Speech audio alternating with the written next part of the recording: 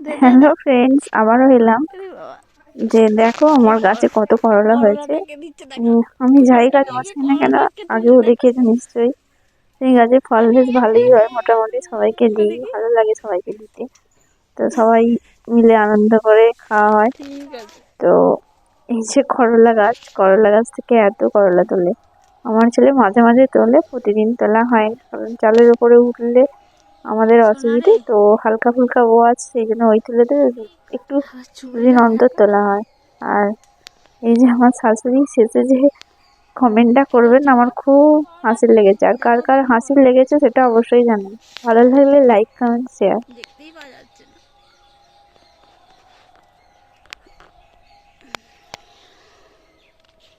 এটা সরাও, নাও তোলো, এবার নিয়ে যাও। নিয়ে যাও এবার। কি নিয়ে যাচ্ছ তুমি? কেন আমি করলা